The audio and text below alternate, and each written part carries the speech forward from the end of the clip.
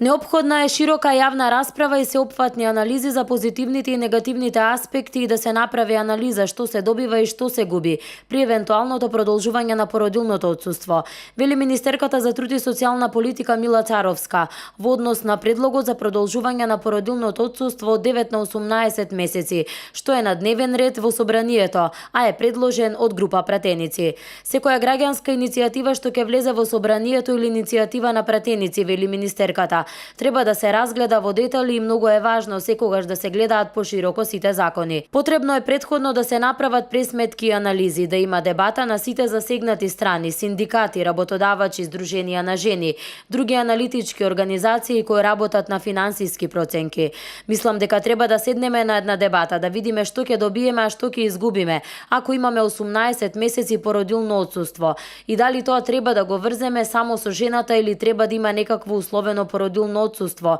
кое ќе биде платено и за другиот партнер. Односно, ако го користи едниот дел таткото, а мајката да може да го користи другиот дел или обратно, затоа што без родова застапеност или еднаквост во едно општество не може да одиме напред, изјави Царовска. Во Македонија, вели Царовска, 50% од жените се неактивни и поради тоа не може да се каже дека општеството целосно го користи човечкиот потенцијал што го има. Токму затоа треба да се види дали треба да бидат вклучени двата родители во користење на ова право, затоа што и татковците и мајките ни се потребни за детето да биде здраво и психички и физички. Групата пратеници кои ги предлагаат измените на Законот за работни односи за продолжување на породилното отсуство, велат дека тоа го прават како поддршка на граѓанската иницијатива за продолжување на отсуството, која била донесена од страна на овластен предлагач во Собранието на Република Македонија, но била отфрлена како неуредна. Основна цел заради која се предлага донесувањето на овој закон е заштита на психофизичкото здравје на бебињата